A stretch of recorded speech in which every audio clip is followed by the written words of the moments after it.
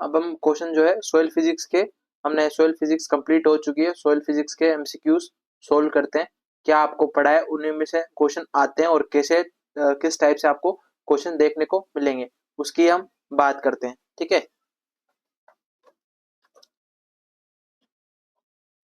तो फर्स्ट हमारे पास क्वेश्चन है, वन बाय वन समझना और आंसर देना। ठीक है, इस पे जो टिक लग रहे हैं उस पे विश्वास मत करना, गलत हो सकते हैं।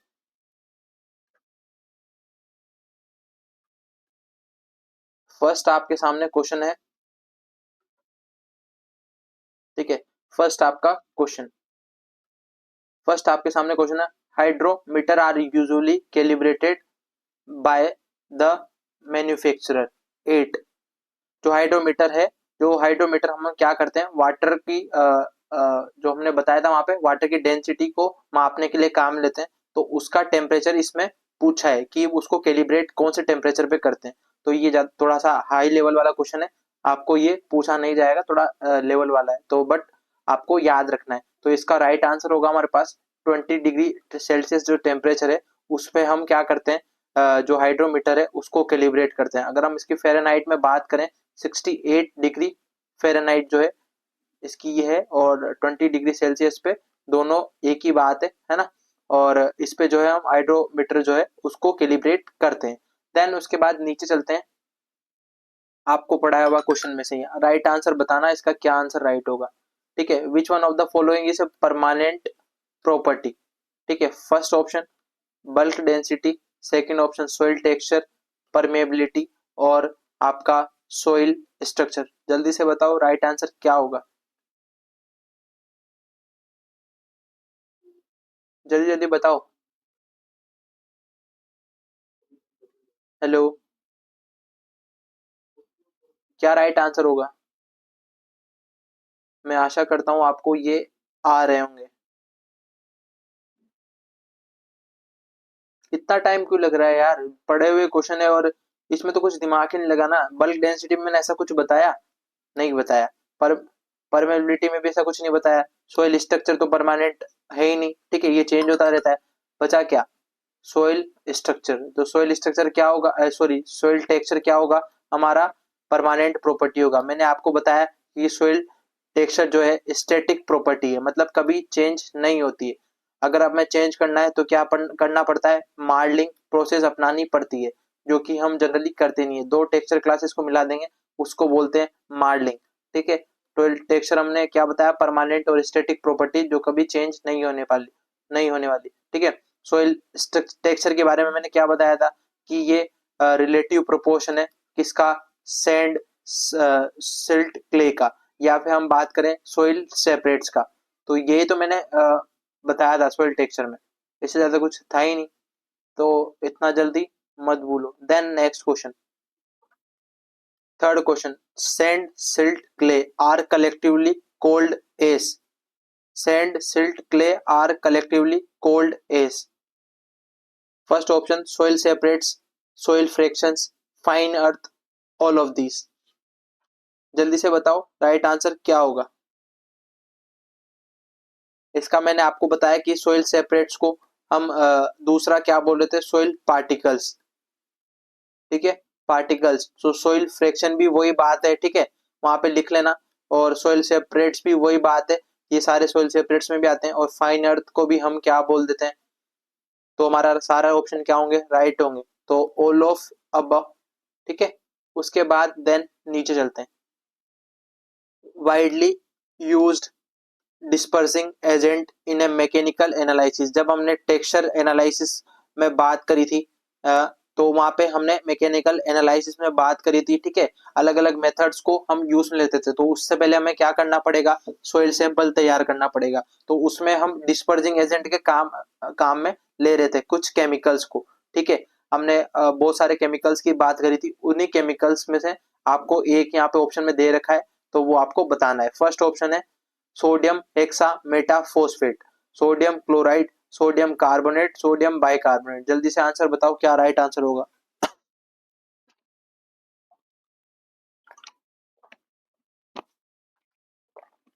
ठीक है, सोडियम हेक्सामेटाफॉस्फेट जो है इसका राइट आंसर होगा।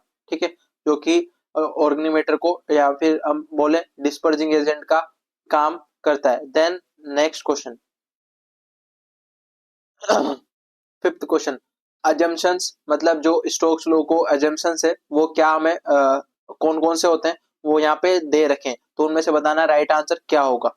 ठीक है, फर्स्ट अजम्पशन दे रखा है या फर्स्ट ऑप्शन दे रखा है, particle must be larger than liquid particles. ठीक है, उसके बाद must not be affected by wall of vessels, particle must be rigid and smooth. मतलब ये तीनों जो आपको ऑप्शन दे रखे हैं ये तीनों ही क्या है, हमारे स्टोक्स लॉ के अजम्पशंस हैं। ये मैंने लिखवाया नहीं है क्योंकि ये आपको ज्यादा क्वेश्चन आने वाला नहीं है, बट आप इसको याद रखना क्या क्या होते हैं। जो हमारे पास लिक्विड के पार्टिकल होंगे जिसमें हम स्टोक्स लॉ को डिटरमाइन करते हैं, जिस लिक्विड को लेते हैं, है ना, तो उस लिक्विड का पार्टिकल ज्यादा बड़ा नहीं होना चाहिए किसके, जो हमारे पार्टिकल्स उसमें डाल रहे हैं सोइल पार्टिकल उससे। उसके बाद must not affected by wall of vessels, जो हम वेसल लेंगे जिस पार्टिकल जिस यूटेंसिल में या जिस बर्तन में हम हमारा वो लेंगे क्या नाम है पानी, तो वो उसकी वॉल से कोई स्टोक्स लॉ अफेक्ट नहीं होता है क्योंकि कुछ काम का है ही नहीं। उसके बाद particles must be rigid and smooth, मतलब वो थोड़े कठोर और स्मूथ होने चाहिए पार्टिकल्स। तो सारे एजम्पशंस किसके हैं, स्टोक्स लॉ के। Then next question, six question, following following soils are best for agriculture crop production purpose। First आती है आपकी Sandy soil, loamy soil, silt soil, clay soil. कौन सा आंसर राइट होगा? अब मुझे बता दो लोमी सोइल का फ्रैक्शन क्या क्या होता है। लोमी सोइल में कंटेंट क्या क्या होता है, क्ले, उसका क्ले, लोम, सिल्ट का, सॉरी सैंडी, क्ले और हमारा सिल्ट का।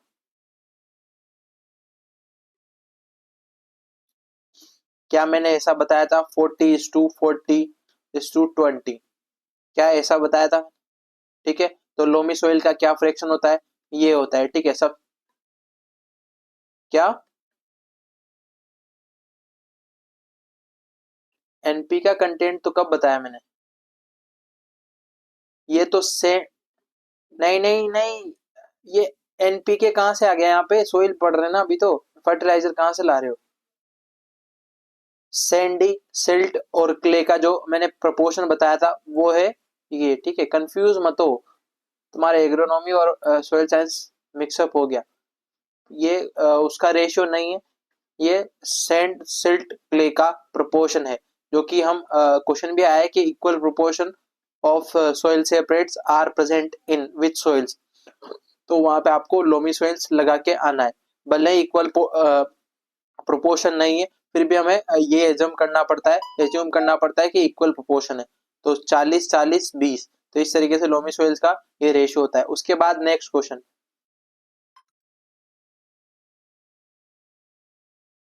ठीक है, इसका राइट आंसर होगा लोमी सोइल्स।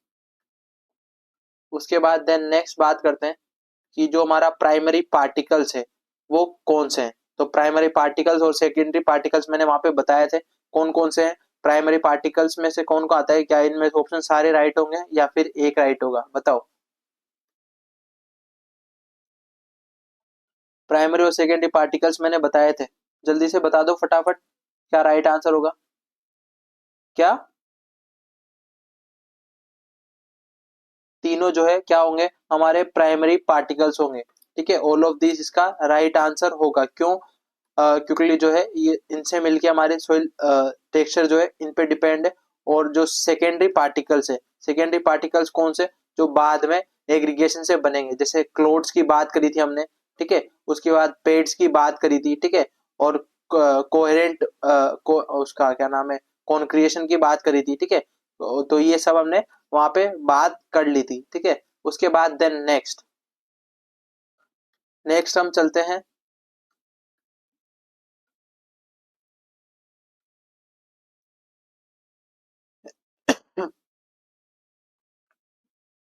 नेक्स्ट हम चलते हैं एट्थ वाला question, basic property of soil which can not altered और चेंज।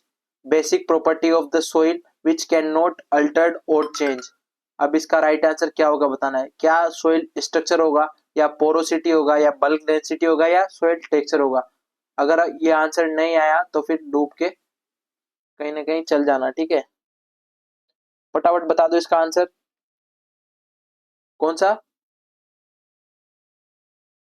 ठीक है, बहुत बढ़िया। तो अब भूलोगे नहीं, ठीक है। तो बट तुम्हें जो है कल बताई हुई चीज बहुत कम याद रहती ना सबको। मैं तो बताता तो बहुत कुछ हूँ पर तुम्हें आधी चीजें याद रहती है, ठीक है। तो सोइल टेक्सचर जो है इसका राइट आंसर होगा। देन उसके बाद नीचे चलते हैं, एक सेकेंड। इफ नाइन्थ वाला क्वेश्चन, इफ पार्टिकल डेंसिटी तो हमने क्या बोला था, पीडी। पीडी दे रखी है अपन को 2.65 megagram per metre cube and BD bulk density वो दे रखी है 1.35 megagram per metre cube. Then what will be the value of porosity. Porosity मैंने क्या बताया था उस दिन कि आपको 1 minus B D upon P D into 100, यही था पोरोसिटी का फॉर्मूला। क्या मैंने सही लिखा? ठीक है। पोरोसिटी अब इससे जो है आप जल्दी से निकालो पोरोसिटी क्या होगी, फटाफट बताओ।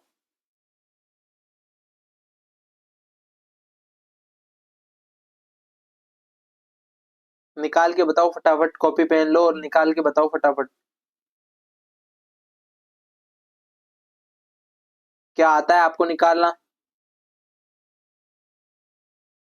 ठीक है, निकालो, मैं वेट करता हूँ। तुम्हारे पास है ओनली 1 मिनट, इससे ज्यादा हम नहीं रुकेंगे। जल्दी से सोल्व कर लो फटाफट। कैलकुलेटर यूज कर लेना, कोई दिक्कत नहीं है।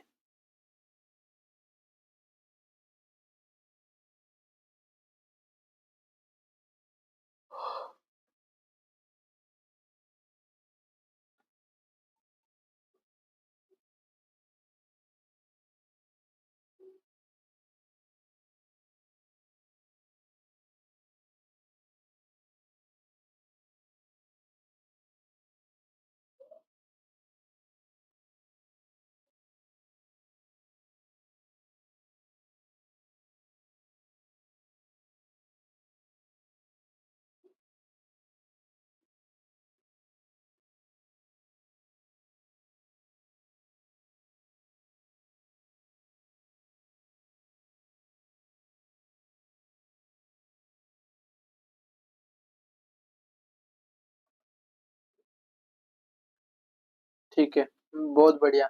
50 50 इसका राइट आंसर होगा, क्योंकि पीडीवी क्या है, हमने ये वाला क्वेश्चन जो है हमने उसमें भी सोल्व किया था जब हमने पढ़ा रहे थे। तो इसका 50 राइट आंसर होगा, ठीक है। 49 पॉइंट कितना आ रहा है?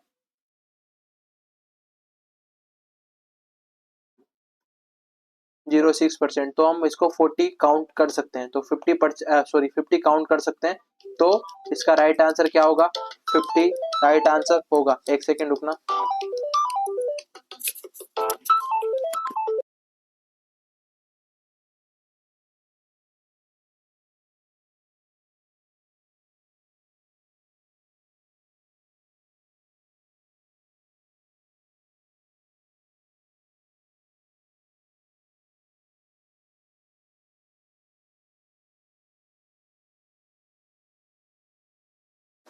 ठीक है, नेक्स्ट क्वेश्चन चलते हैं।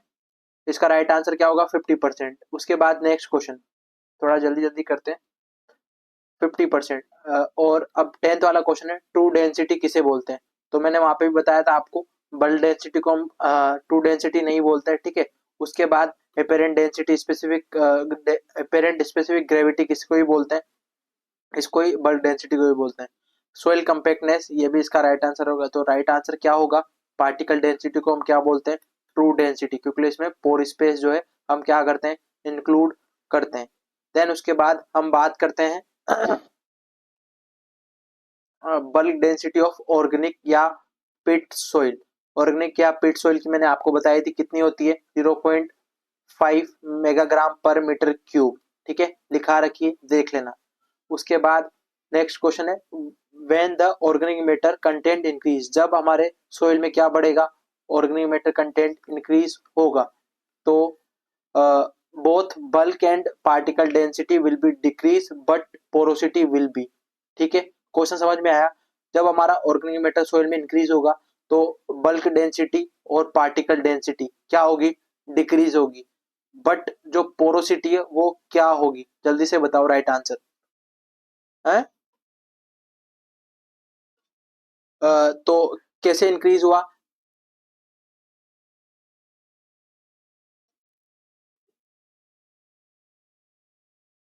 Very good. ठीक है, तो इंक्रीज इसका राइट आंसर होगा। तो ऐसे ही जो है रिलेट करके क्वेश्चन सही जाएंगे। उसके बाद 13 क्वेश्चन, तो capillary movement of water complemented by, capillary movement of water complemented by. ठीक है, इसका राइट आंसर क्या होगा जल्दी से बताओ। Stem elongation, elongation, root extension या लीफ ओरिएंटेशन या ऑल ऑफ अबव। मतलब ये क्वेश्चन यूं कह रहा है कि कैपिलरी जो मूवमेंट है वाटर का उसको कौन बढ़ावा देगा। ठीक है, या क्या फर्स्ट ऑप्शन कह रहा है स्टेम इलोंगेशन। स्टेम इलोंगेशन का मतलब होता है कि स्टेम का अगर ग्रोथ होगी तो कैपिलरी वाटर पे या कैपिलरी मूवमेंट पे कोई प्रभाव पड़ेगा, नहीं पड़ेगा। लीफ ओरिएंटेशन, लीफ ओरिएंटेशन पत्ती आपकी कितनी चौड़ी हो जाए या कहीं भी जाके मान लो सन की तरफ फेस कर ले या फिर कहीं पे जाके फेस कर ले तो उससे आपकी जो कैपिलरी मूवमेंट ऑफ वाटर है उस पर कोई असर पड़ने वाला नहीं है। सेकंड ऑप्शन रूट एक्सटेंशन, क्या मान लो ये आपकी फील्ड है, यहाँ पे आपका प्लांट लगा हुआ है, ये आपकी रूट है, रूट जितनी फैलेगी उतनी ज्यादा वाटर के कांटेक्ट में आएगी और पानी ज्यादा एब्जॉर्ब करेगी। क्या इससे प्रभावित होगा आपका कैपिलरी मूवमेंट ऑफ वाटर? हाँ ऑब्वियसली होगा। तो इसका राइट आंसर क्या होगा, रूट एक्सटेंशन। एक्सटेंशन मतलब फैलाव। ठीक है, तो आपका ये राइट आंसर होगा। देन उसके बाद 14th वाला, नेचुरल एग्रीगेशन आर कोल्ड। मैंने आपको बताया था कि सेकेंडरी पार्टिकल्स जब पढ़ाए थे, ठीक है, सेकेंडरी पार्टिकल्स जब पढ़ा रहा था तब बताया था कि आपको कौन कौन से पार्टिकल्स होते हैं, फ्रेगमेंट्स, क्लोड्स, कॉन्क्रिएशन, ये पेड्स, फ्रेगमेंट्स, ये क्या सारे क्या है, सेकेंडरी पार्टिकल्स। अभी थोड़ी देर पहले ऊपर भी बताया है। तो इसमें से बताओ नेचुरली फॉर्म्ड एग्रीगेट्स क्या होंगे, जल्दी जल्दी बताओ, टाइम नहीं है। ठीक है, पेड्स क्यों होंगे, क्योंकि ये नेचुरली फॉर्म्ड एग्रीगेट्स को हम क्या बोल रहे थे, पेड्स बोल रहे थे। और जो आर्टिफिशियली बन रहे थे क्लोड्स, जो कि हमारे टिलेज वगैरह से बन जाते हैं उसे क्लोड्स बोलते हैं। फ्रेगमेंट्स किसे बोलते हैं, जो ब्रोकन पेड्स होते हैं उन्हें फ्रेगमेंट्स बोलते हैं। कॉन्क्रीशन किसे होते हैं, जो हमारा सोल्ट वगैरह लीच आउट हो जाएंगे या आयन जाके नीचे जम जाएंगे सरफेस सोइल के नीचे, तो उसको कॉन्क्रीशन बोल देंगे। Then next question 15th question, soil structure can be improved by application of fertilizer। मैंने वहां पे बताया था फैक्टर अफेक्टिंग में या इंप्रूवमेंट ऑफ सोइल स्ट्रक्चर में। फर्स्ट ऑप्शन है फोस्फेटिक, देन उसके बाद पोटासिक, सॉरी नाइट्रोजिनस और कस्टमाइज और पोटासिक। क्या ऑप्शन राइट होगा, इसका ऑप्शन फोस्फेटिक होगा, क्योंकि फोस्फेटिक अगर हम सोइल में फोस्फेटिक फर्टिलाइजर डालेंगे उससे सोइल क्या होती है, फ्राइबल होती है, क्योंकि रूट के लिए भी वो बेनिफिशियल होता है। जितनी ज्यादा रूट पेनिट्रेट कर पाएगी उतनी ज्यादा सोइल क्या होगी, हमारी पोरस होगी। जब भी हम लेग्यूम क्रॉप की बात करते हैं तो लेग्यूम क्रॉप में नाइट्रोजन फिक्सेशन होती है, तो उसके लिए भी क्या होता है, फोस्फेटिक फर्टिलाइजर जरूरी होता है, क्योंकि हमारी जितनी ज्यादा रूट्स फैलेगी उतनी ज्यादा नाइट्रोजन फिक्सेशन होगी और नोड्यूल्स उतने अच्छे से बनेंगे। अगर हमारी रूट सिस्टम ही अच्छी नहीं है तो प्लांट हमारा उसका बेनिफिशियल या फिर बात करें उसका जो है अच्छा प्रोडक्शन नहीं आएगा और वो पकड़ भी नहीं कर पाएगा और हमारा crop production at the and come हो जाएगा। देन उसके बाद 16th question, canopy crop canopy air temperature can be measured by, crop canopy temperature can be measured by. मैंने जब आपको इरिगेशन पढ़ा रहा था वहां पे एग्रोनॉमी में, वहां पे बताया था कि आपको क्या क्या ये इंस्ट्रूमेंट काम आता है। टेंशोमीटर क्या काम आता है, हमारा मेट्रिक पोटेंशियल को मापने में और सोइल मॉइस्चर को डिटरमाइन करने में, इसको ईरोमीटर भी बोलते हैं। ठीक है, उसके बाद पिक्नोमीटर मैंने क्या बताया था आपको, पार्ट आरडी बोतल आपने नाम सुना था, मैंने डायग्राम भी बताया था। उससे क्या करते हैं हम, पार्टिकल डेंसिटी को मापते हैं। देन उसके बाद हाइड्रोमीटर, हाइड्रोमीटर से क्या नापते हैं, डेंसिटी नापते हैं। ठीक है, उसके बाद जो आईआर थर्मोमीटर है, इंफ्रारेड थर्मोमीटर, तो इसका राइट आंसर भी क्या हो जाएगा, क्रॉप जो कैनोपी है, क्रॉप कैनोपी क्या होती है, ये आपकी सरफेस है। ठीक है, ये आपका रूट है प्लांट का और ये आपकी एक ट्री मान लो या आपकी क्रॉप मान लो, तो इसके आसपास का जो कैनोपी का टेम्परेचर है उसको कैसे मापेंगे, इंफ्रारेड थर्मामीटर से मापेंगे, ठीक है, जो मैंने एग्रोनॉमी में आपको अच्छे से बता रखा है। उसके बाद मैंने आपको क्या पढ़ाया था, नेक्स्ट क्वेश्चन क्या बोलता है, for naming soil structure we follow, मतलब जो हमें सोइल स्ट्रक्चर का अगर नेमिंग करनी है तो क्या क्या फॉलो करेंगे। तो फर्स्ट ऑप्शन है आपके पास ग्रेड, जीएसटी से याद आ रहा है कुछ, जीसीटी याद आ रहा है कुछ, ठीक है, तो जीसीटी कहाँ फॉलो कर रहा है, फर्स्ट ऑप्शन, तो ग्रेड क्लास टाइप, तो पहले ग्रेड देखेंगे फिर क्लास देखेंगे फिर टाइप देखेंगे, तो इस तरीके से सीक्वेंस फॉलो करना है। आ रहा है समझ में, पढ़ाया हुआ क्वेश्चंस, सारे पढ़ाए हुए क्वेश्चंस है या नहीं है,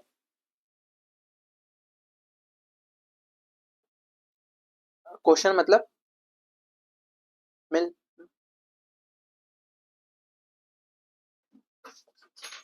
पीडीएफ भेज तो दिया मतलब मैंने।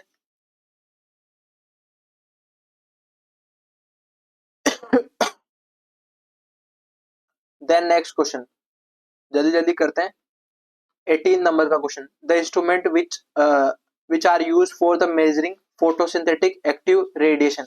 मैंने आपको जब प्लांट फिजियो पढ़ा रहा था तो वहां पे पीएआर पढ़ाया था, पीएआर की जो नॉर्मल रेंज है वो कितनी होती है, 400 से 700 नैनोमीटर, ठीक है, ये पढ़ाई थी उसकी वेवलेंथ फोटोसिंथेटिक एक्टिव रेडिएशन, तो पीआर की ये यूनिट बताई थी। तो इसको कैसे मापते हैं, मैंने वहां पे बताया था आपको, क्वांटम सेंसर नाम से कुछ इंस्ट्रूमेंट बताया था, उससे क्या करते हैं, पीआर की वैल्यू मापते हैं। तो इसका राइट आंसर ये हो जाएगा। सारे पढ़ाए हुए क्वेश्चन है, बट जो सब्जेक्ट जो है अलग अलग पे आ सकते हैं और इंटरलिंक्ड है सारे सब्जेक्ट, तो आपको कहीं ना कहीं देखने को मिल सकते हैं। 19th question, for maintain good soil structure tillage should be done at optimum moisture condition which means 8। अब आपको पूछा है कि गुड सोइल टेक्सचर करने के लिए टिलेज किस ऑप्टिमम मॉइस्चर पे करना चाहिए, ठीक है, अगर हमें मेंटेन करके रखना है हमारा सोइल स्ट्रक्चर अच्छे से, तो हमें कौन से मॉइस्चर पे टिलेज करनी चाहिए। या अब यहाँ पे डिफरेंट टाइप की पीएफ वैल्यूज दे रखी है, क्या दे रखी है, पीएफ वैल्यूज। पीएफ वैल्यू मैंने क्या बताई थी कि वाटर सोइल के पार्टिकल्स में से जो कितना वाटर कॉलम हमें रिक्वायर्ड होगा उसमें सोइल पार्टिकल में से मॉइस्चर निकालने के लिए, ठीक है, तो मैंने आपको वहां पे बताया था पीएफ वैल्यू की रेंज क्या होती है, 0 से 7। अब आपको यहाँ डिफरेंट वैल्यूज दे रखी है, ठीक है, तो फील्ड कैपेसिटी या फिर हम बात करें, हमने टीलेज के लिए वहां पे कुछ रेंज पढ़ी थी, ठीक है, याद आ रहा है कुछ, तो उसमें से जो है हमने एक वैल्यू पढ़ी थी 2.8 से 4.5 तक, जो कि हमारे टीलेज के लिए सुटेबल होती है, जो कि हमारा कब आता है, सॉफ्ट और फ्राइबल कंसिस्टेंसी के ऊपर आता है। तो उसमें मैंने पीएफ वैल्यू अभी जस्ट आज वाली क्लास में ही बात करी थी, तो उसकी राइट आंसर क्या हो जाएगा, ए ऑप्शन राइट आंसर हो जाएगा। देन नेक्स्ट, हमारे पास क्वेश्चन है, the following condition for consistency high suitable for tillage. अब तो बता ही सकते हो कि जो टिलेज के लिए मैंने ये 10 बार क्वेश्चन रिपीट कर दिया, टिलेज के लिए जो कंडीशन है कंसिस्टेंसी वो कौन सी है, फ्राइबल या फिर सॉफ्ट हम इसे बोल देते हैं, ठीक है, तो ये आपकी। और अगर हम प्लास्टिक की बात करें तो प्लास्टिक किसके लिए है, हमारी पडलिंग के लिए, ठीक है, क्या ये पढ़े हुए क्वेश्चन है सारे, ठीक है, अब कॉन्फिडेंस आ रहा है कि क्वेश्चन कैसे आते हैं, ठीक है। 21 वाला question, height of rice of water in A capillary tube is directly proportional of, ये थोड़ा नया क्वेश्चन है कि आपका जो कैपिलरी ट्यूब्स है, ठीक है, कैपिलरी ट्यूब्स जो आपकी, मैंने वहां पे जब वाटर पढ़ा रहा था तो वहां पे पढ़ाया था वाडास जोन कैपिलरी फ्रिंज, उसके बीच में क्या थी, कैपिलरी ट्यूब्स थी, तो उसको वाटर राइज करने, वाटर जब राइज होता है वो किसके डायरेक्टली प्रोपोर्शनल होता है, तो वो होता है surface tension of water, surface tension of water से। क्यों, क्योंकि जितना ज्यादा सरफेस टेंशन बढ़ेगा उतना ज्यादा कैपिलरी ट्यूब्स में वाटर कांटेक्ट में आएगा। तो यहाँ पे कौन सा फोर्स लग रहा है सरफेस टेंशन ऑफ वाटर में, हमारा एडेशन फोर्स लग रहा है, ठीक है, कौन सा फोर्स लग रहा है, एडेशन फोर्स, क्योंकि एडेशन फोर्स कहाँ पे लगता है, जब डिफरेंट सोइल डिफरेंट जो सब्सटेंस है या फिर डिफरेंट पार्टिकल्स के बीच में जो फोर्स लगता है उससे क्या बोलते हैं, एडेशन बोलते हैं। देन नेक्स्ट क्वेश्चन, क्या समझ में आ रहा है सब कुछ, ठीक है, जो मैंने क्लास में सोल्व करवाया था वो वाला क्वेश्चन है 22 वाला, what is the critical limit of ODR. तो ओडीआर की क्रिटिकल लिमिट्स मैंने बताई थी आपको कि इसकी रेंज क्या होती है, 20 से 40 तक रेंज होती है। बात की वैल्यू आपकी क्या होती है, 10 इंटू 10⁻⁸ ग्राम पर सेंटीमीटर स्क्वायर पर मिनट। क्या यहाँ पे आपको अगर आप दिमाग लगाओगे तो आपको एलिमिनेट ऐसे हो जाएगा, क्या 10⁻⁷ होता है पीछे, नहीं होता है। ठीक है, 2020 तो सब में कॉमन है, बस यहाँ पे पीछे का ये इसकी जो वैल्यूज है वो चेंज करिए। तो 10⁻⁸ भी नहीं होता, 10⁻⁻2 भी नहीं होता, 10⁻⁻6 भी नहीं होता, तो 10⁻⁸ होता है। तो हमारा राइट आंसर क्या हो जाएगा, ए ऑप्शन राइट हो जाएगा। ठीक है, इसकी क्रिटिकल लिमिट ये है। ऑप्टिमम लेवल की बात करें तो 30 से 20 से नहीं, हाँ 30 से 40 जो है इसकी ऑप्टिमम लिमिट है, और अपर मोस्ट लिमिट है 40 या 39 बात करें। ओडीआर सबसे ज्यादा किसका होता है, हमारे पास पी का। ठीक है, पी का हमारे पास ओडीआर सबसे ज्यादा होता है। ठीक है, उसके बाद पी फील्ड में, उसके बाद सबसे कम किसका होता है, राइस फील्ड में, जो कि हमारा 39 पॉइंट कुछ समथिंग होता है। देन उसके बाद next question 23, indicator plant of permanent wilting point, PWP का मैंने अभी जस्ट थोड़ी देर पहले बता के निपटा था कि सनफ्लावर। ठीक है, बहुत बढ़िया। सनफ्लावर एक और का बोरोन जो है उसका भी इंडिकेटर प्लांट है, कौन सा, सनफ्लावर। बोरोन जो हमारे पास न्यूट्रिएंट है वो है नॉन मेटल, क्या है, नॉन मेटल। तो उसका जो इंडिकेटर प्लांट है उसकी अगर कहीं डेफिशिएंसी होती है तो वो बोरोन की अगर मान लो सनफ्लावर है, ठीक है, सनफ्लावर हमने फील्ड पे लगाया, अगर उसमें कुछ सिम्टम शो हो रहा है या मुरझा रहा है या फिर कुछ कमी आ रही है, ठीक है, या फिर विल्टिंग हो रही है, तो वो किसकी वजह से होगा, उस वहां पे क्या शो होगा कि वहां पे उस फील्ड में बोरोन की डेफिशिएंसी है। तो बोरोन का और परमानेंट विल्टिंग पॉइंट दोनों किसके इंडिकेटर प्लांट, उस दोनों के इंडिकेटर प्लांट्स कौन से हैं, सनफ्लावर। ठीक है, उसके बाद देन नेक्स्ट बात करते हैं 24th वाले क्वेश्चन की। जल्दी तो नहीं हो रहा ना थोड़ा, क्योंकि फास्ट करना ही पड़ेगा, क्योंकि 50 क्वेश्चन है, टाइम लगेगा बहुत ज्यादा, क्लास ज्यादा लंबी हो जाएगी। The fraction of incidental radiation that is reflected by the land surface termed as, मतलब जो हमारे पास सूर्य से किरणें आ रही है वो जमीन से टकराकर वापस जा रही है, उस फिनोमेना को या उसको क्या बोलते हैं। फर्स्ट ऑप्शन आपका एल्बिडो, बी ऑप्शन आपका कंडक्शन, कन्वेक्शन, स्पेसिफिक हीट। क्या ऑप्शन राइट होगा, ठीक है, बहुत बढ़िया। एल्बिडो, एल्बिडो हमने बात करी थी वहां पे भी, क्या, ठीक है, एल्बिडो में अभी जस्ट सब पढ़ा के निपटा था सुबह, है ना। तो एल्बिडो इसका राइट आंसर होगा। और उसके बाद हम बात करते हैं कि कंडक्शन क्या होता है। सॉलिड मीडियम से हीट अगर ट्रांसफर होती है तो कंडक्शन हम उसे बोलते हैं। देन उसके बाद सबसे डोमिनेंट प्रोसेस भी कौन सी है सोइल में, कंडक्शन, क्योंकि ये सॉलिड पार्टिकल्स है उसके बीच से हीट ट्रांसफर हो रही है, तो वो क्या है, कंडक्शन।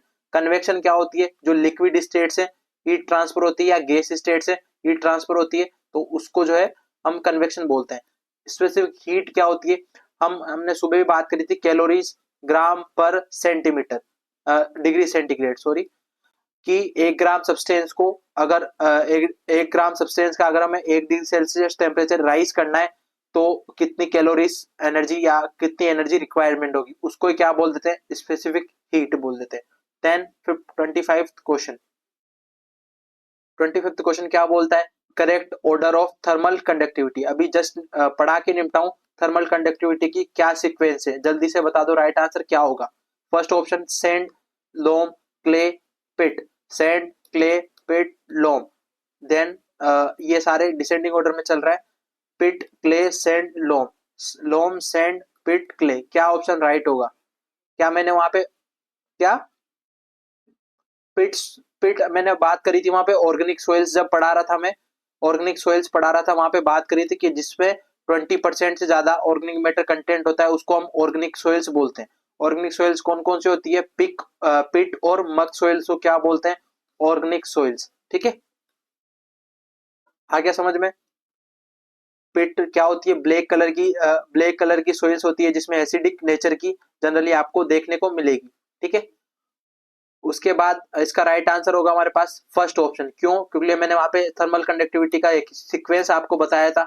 सैंड, ठीक है, सैंड, लोम या सिल्ट बात कर लेते हैं। सैंड, सिल्ट, लोम, क्ले, है ना, इस तरीके से सीक्वेंस बताया था। देन उसके बाद 26 वाला क्वेश्चन।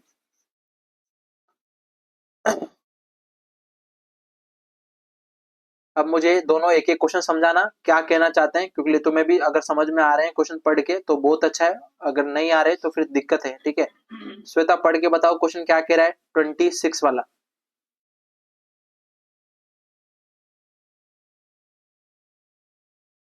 एक बार क्वेश्चन पढ़ो श्वेता।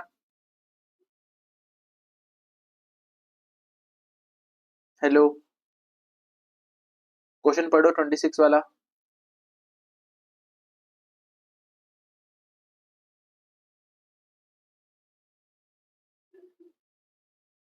क्या कहते हैं, मतलब क्या कहना चाह रहा है क्वेश्चन?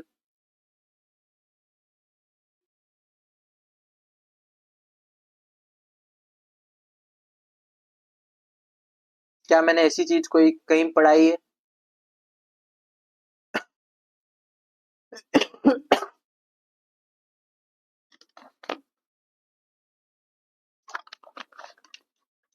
वापस क्वेश्चन पढ़ो।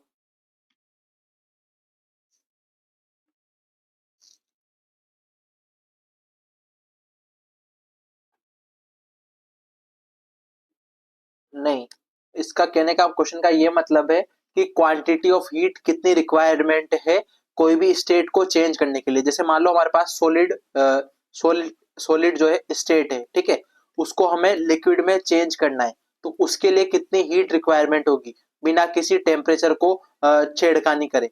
तो वो आपका क्या होता है, लेटेंट हीट। मैंने डिफरेंट टाइप की latent heat of fusion, latent heat of sublimation, latent heat of vaporisation पढ़ाई। याद आया कुछ? ठीक है। Latent heat of sublimation, latent heat of उसमें फ्यूजन में मैंने क्या पढ़ाया आपको, आइस का एग्जांपल दिया था कि आइस को जो है सॉलिड से लिक्विड लाने में कितनी कैलोरीज रिक्वायरमेंट है, 80 कैलोरीज हमें देनी पड़ेगी, तब जाके वो आइस से लिक्विड में चेंज होगा। ठीक है, वैसे ही मैंने आपको लेटेंट हीट ऑफ वेपराइजेशन में पढ़ाया कि उसकी रेंज, उसकी जो है कितनी कैलोरीज रिक्वायर्ड है, 380 कैलोरीज। उसी तरीके से लेटेंट हीट ऑफ सब्लिमेशन पढ़ाया मैंने आपको, सॉलिड से डायरेक्ट गैस फॉर्म में अगर किसी भी मैटर को चेंज करना है तो उसके लिए कितनी एनर्जी हमारी, 680 कैलोरीज एनर्जी रिक्वायरमेंट होगी। क्या ऐसा मैंने पढ़ाया था? कुछ याद आ रहा है? श्वेता आ रहा है याद? ठीक है। क्वेश्चन जो है थोड़ा ध्यान से और तोड़ के समझने की कोशिश करना, तब जाके हमने वहां पे सही आंसर होंगे।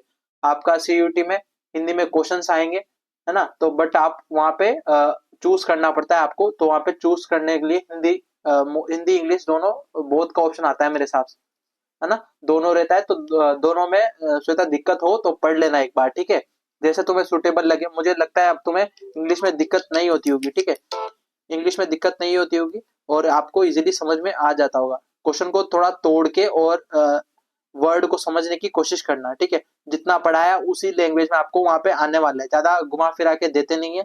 और उनका सिलेक्शन का, सब बच्चों का सिलेक्शन हो और जो पढ़े हो उनकी मेहनत बेकार न जाए, उनका यही एम होता है। उनका कोई ऐसा नहीं है कि बच्चों का सिलेक्शन नहीं होने देना है, अगर वो चाहे तो फिर वो नहीं होगा, ठीक है। अगर हमने सब कुछ पढ़ रखा है बट हमें क्वेश्चन ढंग से नहीं पढ़ेंगे तो हमारा आंसर गलत हो सकता है। हमने बिल्कुल भी आपको, कोई भी आपको वहां पे जो क्वेश्चन दिखेंगे वो आपको बिना पढ़े हुए कोई भी क्वेश्चन आपको नहीं दिखेंगे। आपको कहीं ना कहीं टॉपिक हमारे पास टच हुआ हुआ सारे क्वेश्चन उसी से मिलेंगे। तो बट आपको बस इतना सा देखना है कि क्वेश्चन अच्छे से पढ़ना है। ऑप्शन सारे, चाहे हमें भले फर्स्ट ऑप्शन आपका क्वेश्चन पढ़ा, जस्ट आंसर आपको दिख जाए बट आपको आंसर नहीं लगाना है। पहले चारों ऑप्शन अच्छे से पढ़ने कि कहना क्या चाहता है और ऑप्शन में क्या दे रखे, तब जाके हमें टिक लगाना है। जल्दीबाजी में और जो एक्साइटमेंट में हमें आंसर गलत नहीं करने आना है, करके आना है। और अगर आप एक्साइटमेंट में जो सिंपल क्वेश्चन है वो गलत करके आते हैं तो आप सिलेक्शन से उतना ही दूर होते जाओगे, क्योंकि तुम्हारे जो आप गलत करके आओगे वो सब बच्चों के सही आंसर होंगे, है ना। तो आपने जब इजी क्वेश्चन ही गलत कर दिए तो आपके हार्ड क्वेश्चन तो ऑब्वियसली फिर रॉन्ग होने वाले हैं। तो आप प्लीज सारे ऑप्शन अच्छे से पढ़े। Next question.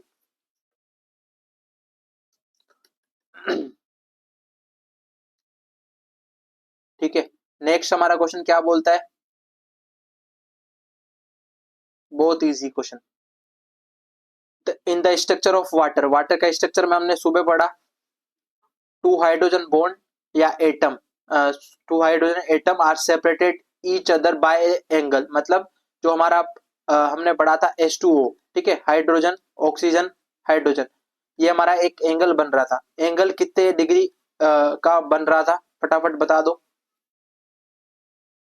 नहीं बन रहा था, हमने वहां पे पढ़ा था 104.9 पढ़ा था, तो 9 का मतलब 105, मैंने वहां पे भी बताया था, अगर आपको राउंड फिगर में दे तो आपको 105 लगाना है, अगर आपको पॉइंट में दे तो फिर ये वाला ऑप्शन लगाना है, तो ऑप्शन ध्यान से पढ़ोगे, ठीक है, डायरेक्ट ऑप्शन देखते अभी आपने टिक लगा दिया, तो ये आपकी गलती है, ठीक है, तो प्लीज इसको वहां पे गलत ना करें, वरना फिर आपके पास गिल्ट के अलावा कुछ बचेगा नहीं, है ना। तो ऐसे सिली क्वेश्चंस, आपके ऐसे सिली मिस्टेक्स आप वहां ना करें। उसके बाद नेक्स्ट क्वेश्चन, श्वेता याद आया, सुबह पढ़ाया था मैंने क्वेश्चन,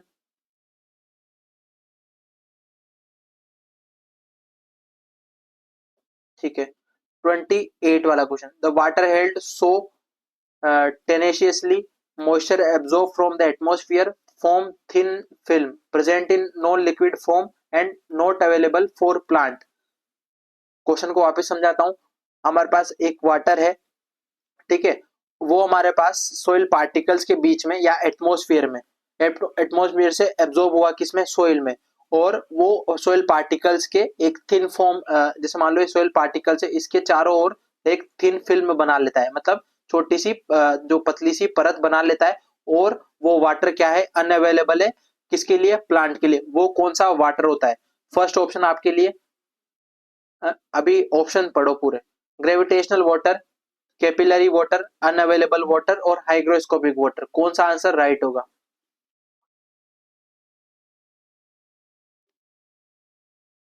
ठीक है, बहुत बढ़िया, हाइग्रोस्कोपिक वाटर है वो हमारे ओनली माइक्रोब्स जो होंगे सोइल में उनके लिए ही अवेलेबल होता है, प्लांट के लिए अवेलेबल नहीं होता है, ग्रेविटेशनल भी प्लांट के लिए अवेलेबल नहीं होता है, कैपिलरी वाटर ओनली प्लांट के लिए अवेलेबल होता है सिंगल, जो कि हमने फिजिक्स में जो फिजिकल क्लासिफिकेशन पढ़ा था उसमें क्या पढ़ा था, फील्ड कैपेसिटी से हाइग्रोस्कोपिक कोफिशिएंट तक वाटर जो प्रेजेंट रहेगा उसको कैपिलरी वाटर बोल रहे थे, ठीक है।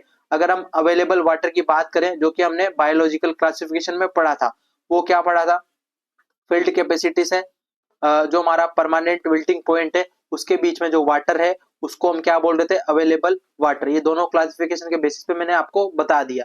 देन नेक्स्ट क्वेश्चन, अब आप बोलोगे सर आपको तो सारा सब कुछ आता है, तो वो कैसे आएगा, आप जब मेरी तरह 5 से 10 बार जो है आपके नोट्स को पढ़ लेंगे आपको भी ऐसा कॉन्फिडेंस आ जाएगा, कोई भी क्वेश्चंस को पढ़ने का यही तरीका होता है, उसके चारों जो ऑप्शन है उसको पूरा उसका चीर फाड़ कर दो, ठीक है, जब आप ऐसा बन जाओगे तब आपको सब्जेक्ट पे कमांड होना स्टार्ट हो जाएगा, ठीक है। तो next question, 29 question, water is a universal solvent because, water is a universal solvent because, अब बताओ मैंने ये क्वेश्चन पढ़ाया नहीं पढ़ाया,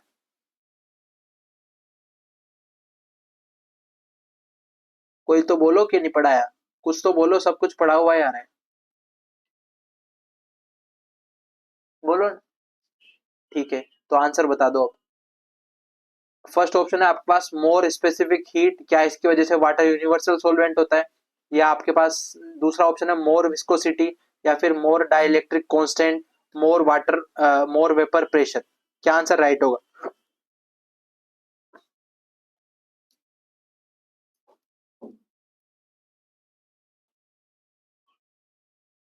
इलेक्ट्रिकल कंडक्टिविटी, ठीक है, इलेक्ट्रिकल कंडक्टिविटी मतलब उसके जो है डाइलेक्ट्रिक कांस्टेंट, मतलब उसके चार्ज प्रेजेंट होता है उसमें, ठीक है, डाइलेक्ट्रिक कांस्टेंट है ना। हाँ, तो वो उसी तरीके से प्रोटॉन और इलेक्ट्रॉन जो है आपके उसमें प्रेजेंट होते हैं, उसकी वजह से ये यूनिवर्सल सोलवेंट, ठीक है, बी ऑप्शन राइट होगा, ठीक है। उसके बाद बात करते हैं नेक्स्ट क्वेश्चन की, actual range of tensiometer to measure the soil moisture, हमने एग्रोनॉमी में पढ़ा था कि जो टेंशियोमीटर है वो कुछ एक हद तक या कुछ रेंज तक ही जो है एटमॉस्फेयर एटमॉस्फेरिक प्रेशर या बाहर तक की जो है उसकी वैल्यूज आ पाती है। तो वो रेंजेस क्या है? फर्स्ट ऑप्शन 0 से -0.25 बार, या 0 से -0.85 बार, या फिर 0 से -0.55 बार, या फिर 0 से -0.9 बार, 90 बार। तो इसमें से क्या ऑप्शन राइट होगा?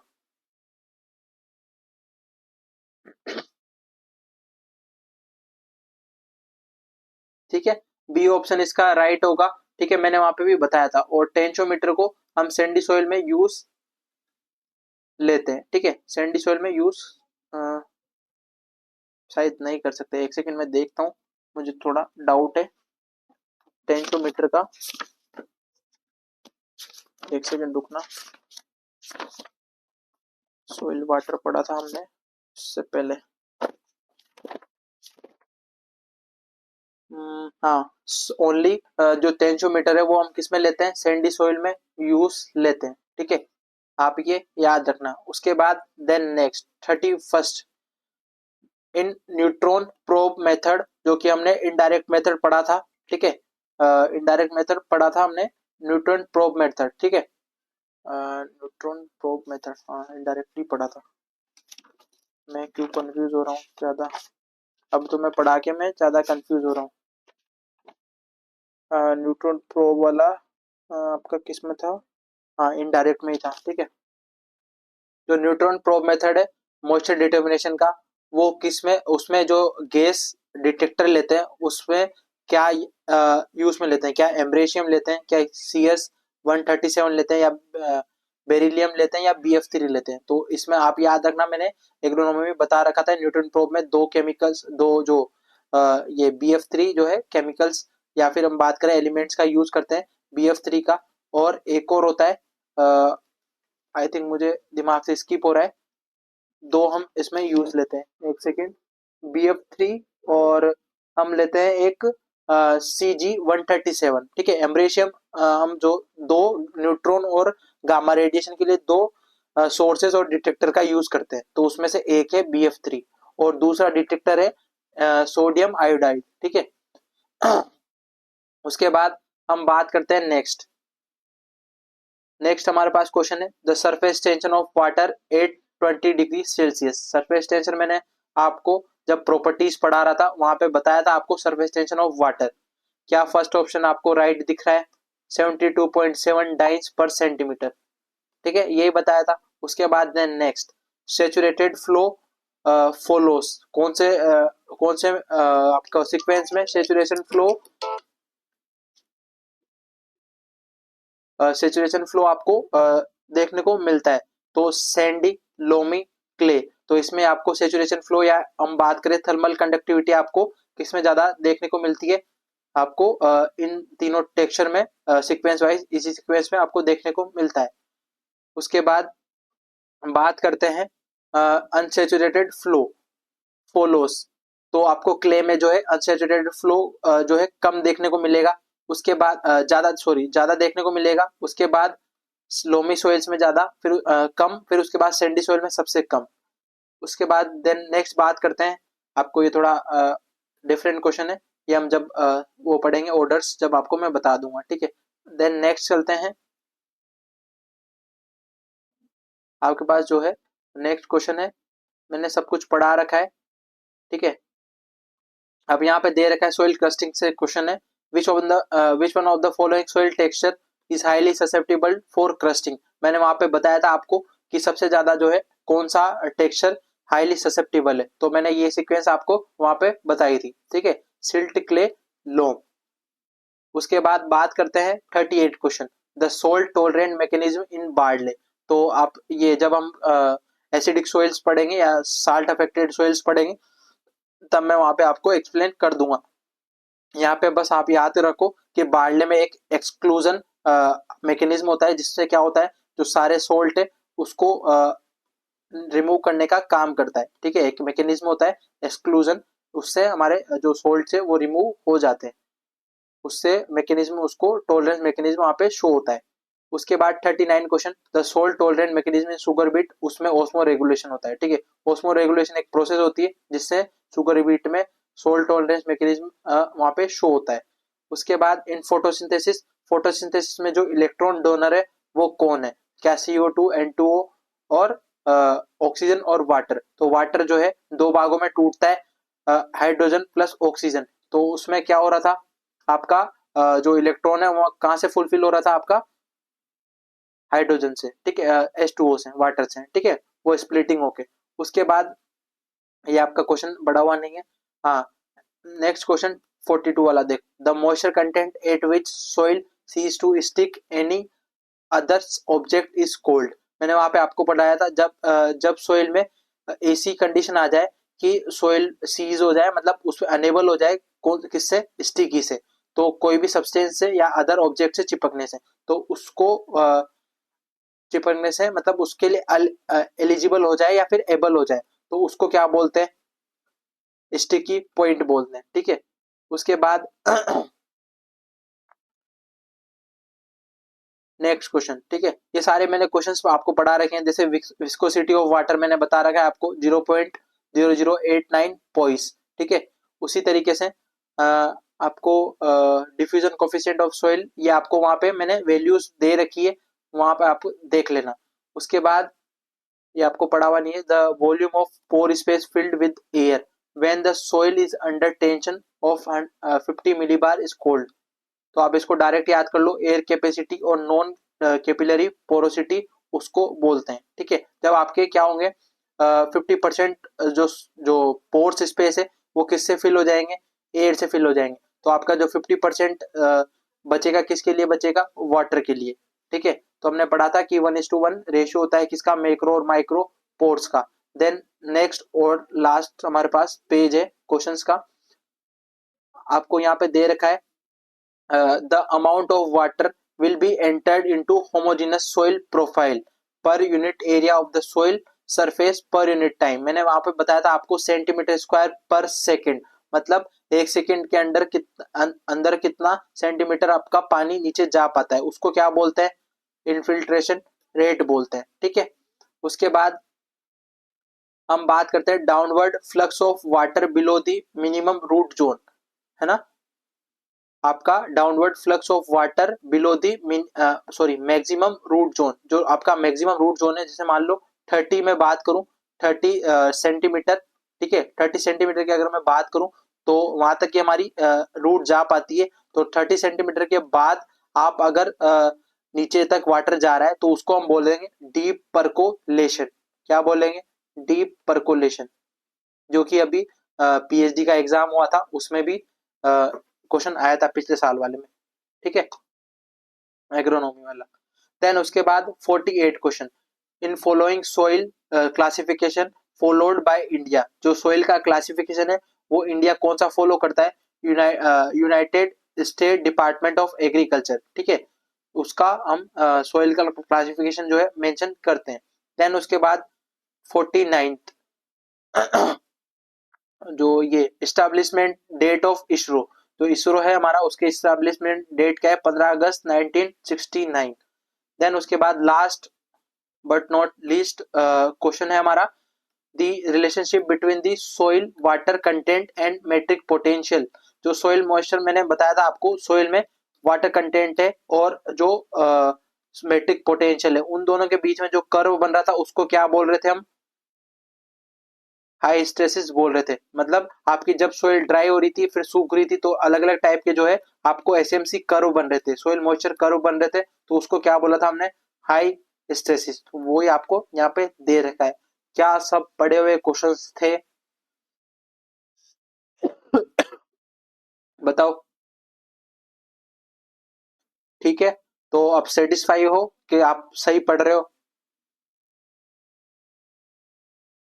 हो सकता है आपके इन 50 क्वेश्चन में से ही आपके जो CUT में या फिर कहीं ना कहीं MSc एंट्रेंस में क्वेश्चन आ जाए, ठीक है। तो इन क्वेश्चंस को तो एटलीस्ट रट ही लेना, ठीक है। अगर आपको समझोगे तो बहुत बेटर है, अगर नहीं समझ में आए तो प्लीज इन क्वेश्चंस को तो आपके दिमाग में फिट कर लो, रात में उठा के पूछे तब आप इसका आंसर लगा सको। डायरेक्ट उठ के आंसर क्वेश्चन भी आ सकता है, ठीक है। तो आप 1 by 1 ऑप्शंस को अच्छे से देखें जब आप मार्क कर देंगे, चाहे आपने वो क्वेश्चन पढ़ा हुआ हो तब भी आप ऑप्शंस पूरे पढ़ेंगे, ठीक है। तो आज की क्लास हमारी यहीं स्टॉप होती है और सारे हमने क्वेश्चंस करा दिए, है ना। और आप और भी क्वेश्चन चाहते हैं तो हम आपको भेज देंगे, पर आप जो है